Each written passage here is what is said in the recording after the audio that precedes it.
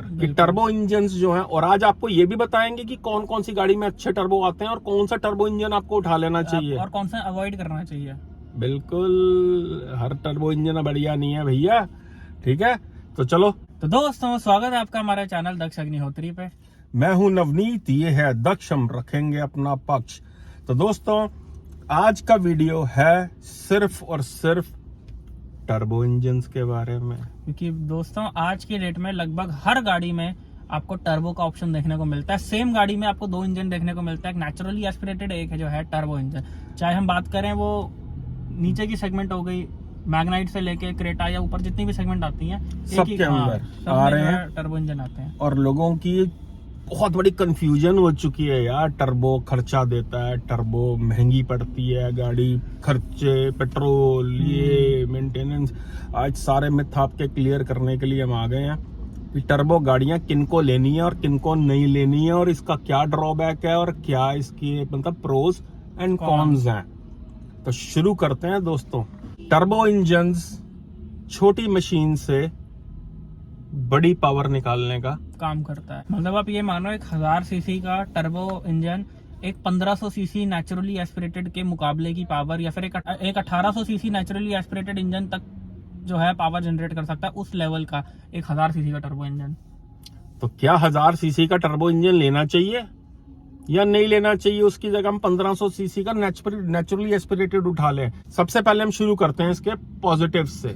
Positive इसका ये है कि टर्बो इंजन आपको चलाने में काफी ज्यादा पंची और काफी एक किक देंगे, जो कि आपको एक नॉन टर्बो इंजन और एक नेचुरली एस्पिरेटेड इंजन आपको नहीं दे सकते।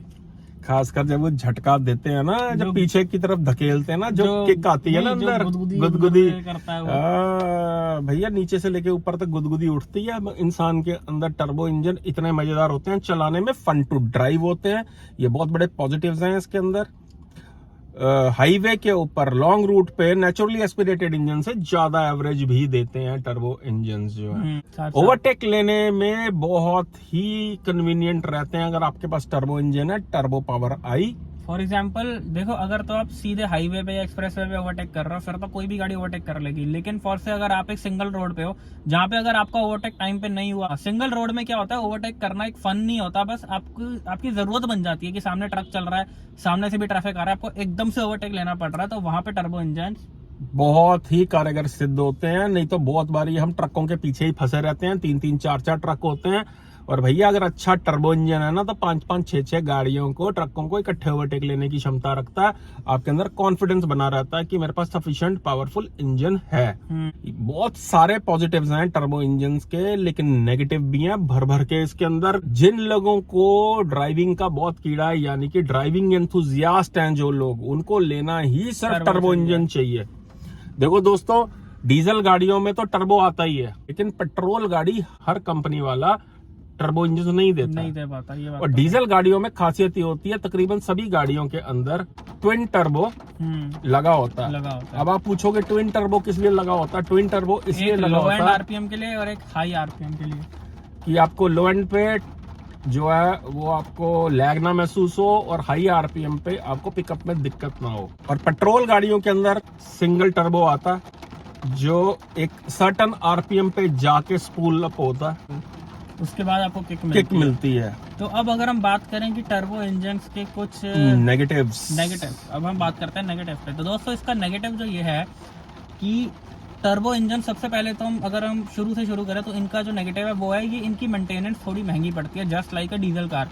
आपने सुना होगा कि अक्सर जो है डीजल गाड़ियों की सर्विस जो है पेट्रोल गाड़ियों से महंगी होती है। वो जो पेट्रोल की बात हो रही होती है वो नेचुरली एस्पिरेटेड वाले पेट्रोल होता है, यानी बिना टर्बो के सिंपल सादे पेट्रोल इंजन। लेकिन अब अगर हम बात करें टर्बो पेट्रोल की, तो टर्बो पेट्रोल की मेंटेनेंस आपको जो है डीजल जितनी ही पड़ सकती है, because they are more powerful then.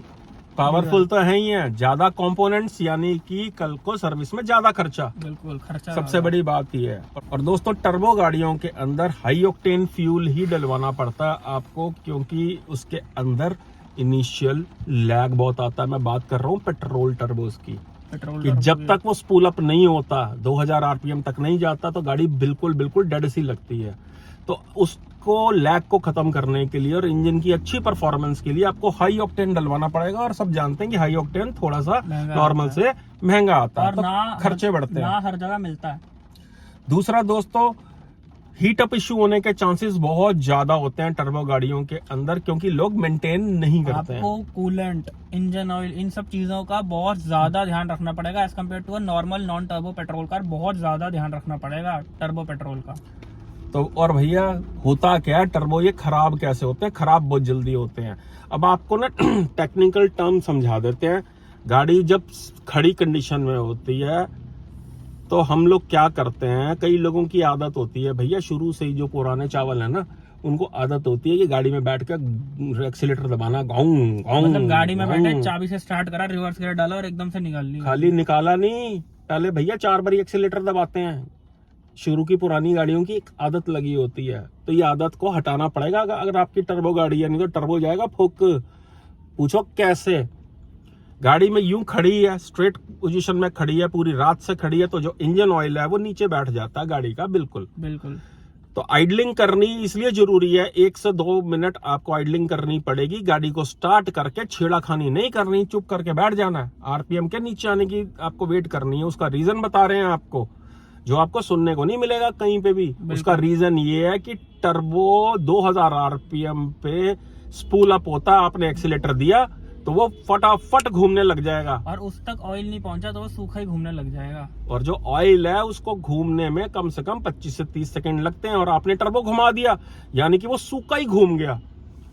और अगर आप लगातार ऐसी हरकत कर रहे हो तो टर्बो आपका फूक सकता है भैया। और अचानक से अगर आप कहीं हाई स्पीड से जा रहे हो और आपने रोका और गाड़ी को बंद कर दिया, गाड़ी का बंद करने का मतलब होता है कि इंजन से ऑयल की सप्लाई भी ही बंद हो गई, इंजन ऑयल नीचे बैठता फटाफट, और अभी टर्बो को कम से कम 1 मिनट लगेगा रुकने में, वो सूखा ही घूम ही जा रहा है। सूखा नहीं घूमने देना उसे। अगर उसको सूखा घुमा दिया ना तो तुम्हारी जेब घुमा देगा, तुम्हारी जेब घुमा देगा, कभी फूक जाएगा, कभी धुआं निकल जाएगा। और सबसे ज्यादा टर्बो गाड़ियों में टर्बो ही फूकता है, हीट अप होने के चांसेस बहुत ज्यादा रहते हैं इसके अंदर।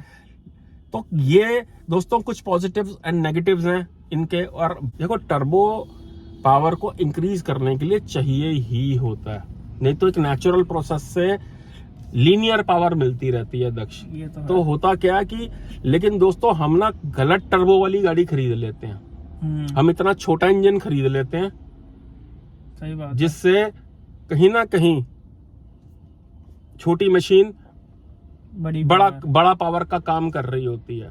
तो कोशिश करें 3 सिलेंडर इंजन अगर खरीदना है टर्बो के साथ, तो अगर वो सस्ता है इंजन, मतलब सस्ती गाड़ी है, यानी कि 12, 13, 14, 15 लाख रुपए तक की गाड़ी है, तो आप खरीद सकते हो। बिल्कुल। लेकिन अगर आप 3 सिलेंडर गाड़ी के में 20 लाख तक खर्च रहे हो, तो उसकी जगह आपको नहीं लेनी चाहिए, आपको 4 सिलेंडर गाड़ी उठानी है। जितने भी महंगे लग्जरी ब्रांड्स हैं जो महंगी गाड़ियां बनाते हैं, वो सब 90% जो है टर्बो गाड़ियां ही देते हैं, और जो नॉन 4 सिलेंडर देते हैं, टर्बो गाड़ियां देते हैं पेट्रोल में, और जो नेचुरली एस्पिरेटेड देते हैं वो सिर्फ और सिर्फ इसलिए देते हैं रिलायबिलिटी की वजह से। तो दोस्तों कहानी ये है कि अगर आप अच्छा टर्बो इंजन लेते हो और ज्यादा पंजे दबाते नहीं हो ना उसके, तो नेचुरली एस्पिरेटेड जैसा ही काम करता है और आपको उससे बेटर माइलेज देता है। लेकिन अब अनसर्टनली अगर पंजे दबा रहे हो, उसमें एक्सीलेटर दबा रहे हो, रेस दे रहे हो, ब्रेक मार रहे हो, तो वो एवरेज खराब होगी।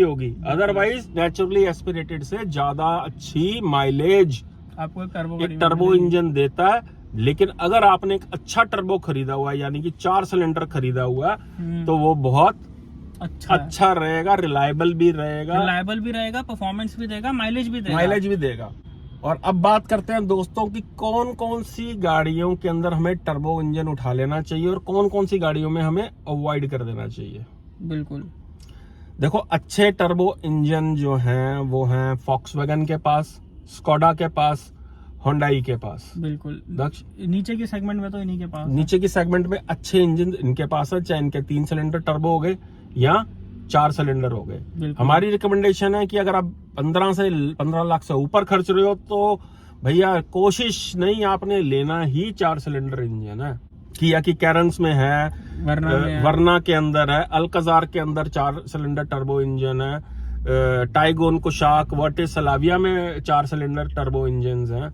बहुत सी गाड़ियां आती हैं जो अच्छी हैं जिनमें 4 सिलेंडर इंजन आते हैं। आप ले सकते हो। अगर बजट का कोई दिक्कत नहीं है, पैसा खर्च कर सकते हो, तो 4 सिलेंडर ही लेना है, फिर कॉम्प्रोमाइज भैया 3 सिलेंडर में ना पंजे नाप के ही देखते रहोगे कि पावर सफिशिएंट है या नहीं है। पावरफुल होता है वो इंजन, लेकिन आपको ये याद रखना कि मसल पावर उसमें कम है, बिल्कुल। सिर्फ वो टर्बो की वजह से ही इतनी पावर जनरेट कर रहा है।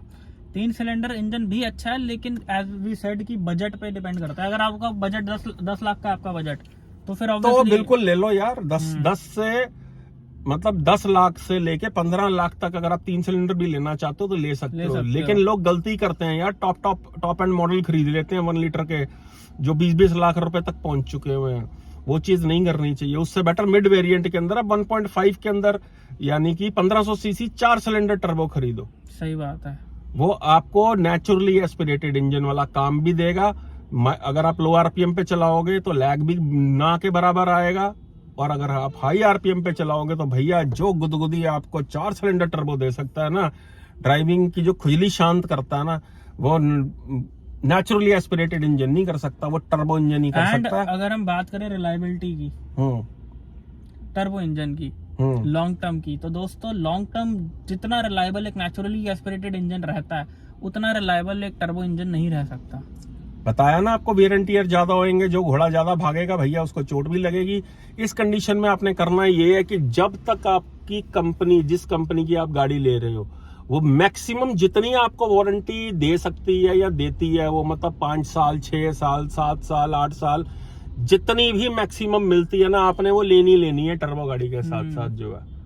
सही बात है। क्योंकि आप ये मत सोचना कि मैंने ले ली तो अब कोई बात नहीं भैया, मैं बाहर से सर्विस करा लूंगा, मैं ये कर लूंगा। ये सब नहीं होता। अच्छी गाड़ियों के अंदर तो कंपनी से ही सर्विस करानी है, और उसकी मैक्सिमम वारंटी आपने जितनी कंपनी प्रोवाइड कर रही है वो आपने ले लेनी है बस। चाहे उसके लिए आपको थोड़े एक्स्ट्रा पैसे भी देने पड़ रहे हो, फिर आप निश्चिंत होके पंजे नापते जाओ भैया, कोई टेंशन नहीं है।